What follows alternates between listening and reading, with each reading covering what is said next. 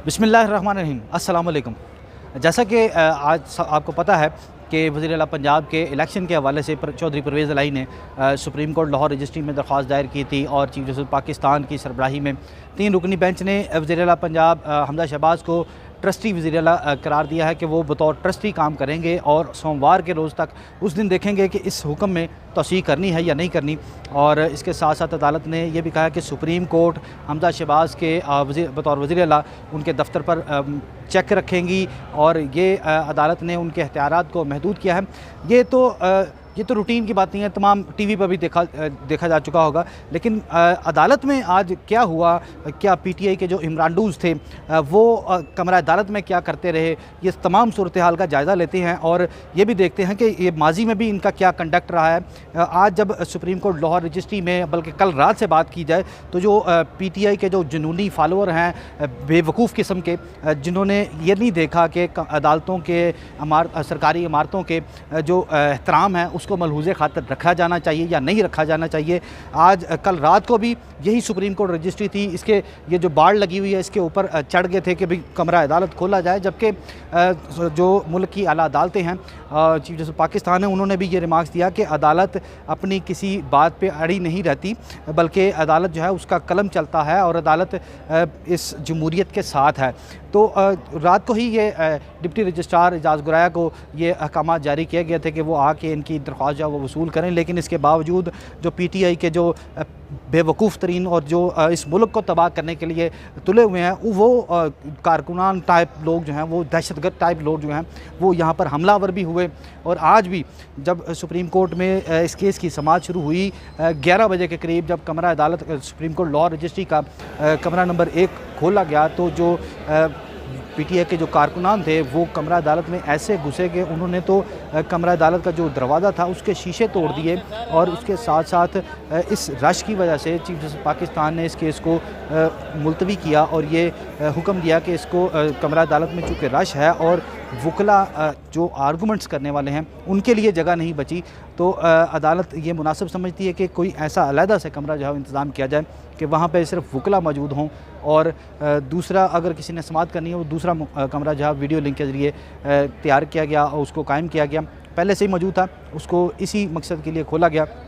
कि जो वकला दीगर वकला हैं वो इस केस को सुन सकें।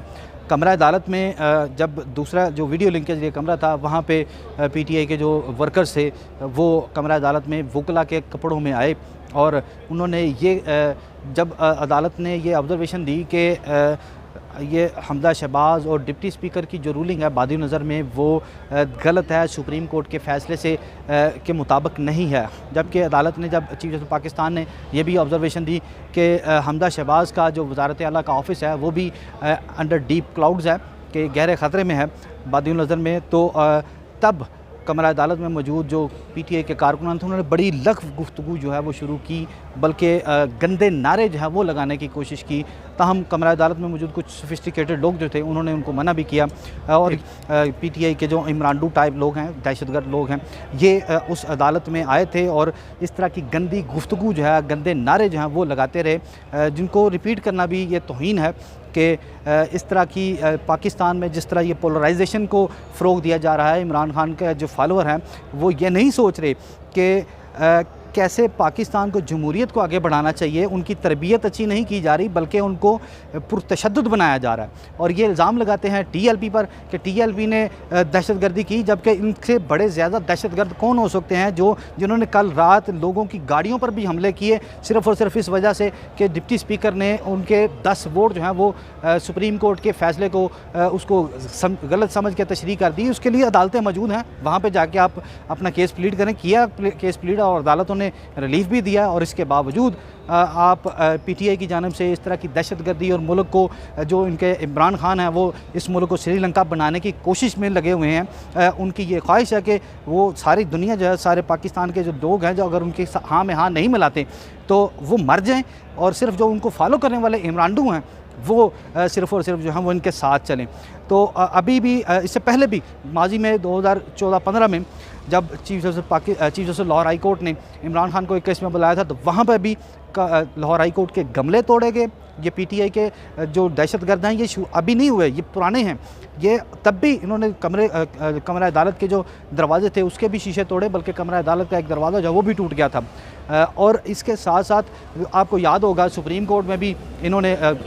जब ये लॉन्ग मार्च धरना केस था तो उसमें भी इन्होंने पीटीवी के दफ्तर पर भी हमला किया। तो ये ओवरऑल जो इनकी पुरतशद्दुद सियासत है, इमरान खान ने जो ये फ़रोग़ दे रहे हैं,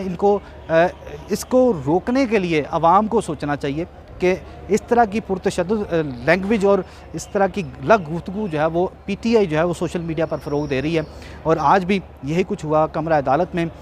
जो पीटीआई के कारकुनान थे जो वकला के रूप में आए हुए थे और उन्होंने गंदी बातें जो है वो गंदी गुफ्तगू वो कर रहे थे और अपने फ़ारूक हबीब और जो अंदली अब्बास और बाकी जो वहाँ पे कमरा अदालत में मौजूद थे तहरीक इंसाफ के रहनुमा, उनकी मौजूदगी में हुआ। असलम इकबाल भी जो हैं वो भी वहाँ पर मौजूद थे और जब उन्होंने अपने ये नारे वगैरह लगा लिए तो फिर उनको खामोश करवाया गया। ये नहीं कह के लाया गया कि भाई कमरा अदालत है, इसका एहतराम मलहूज़ खातिर रखना चाहिए और इसको यहाँ पे आके आप खामोशी से प्रोसीडिंग सुने, कोर्ट क्या ऑर्डर कर रही है, आपके वकील क्या आर्गूमेंट कर रहे हैं, बल्कि इसके कि वो बजाय इसके वो गंदी बातें हैं और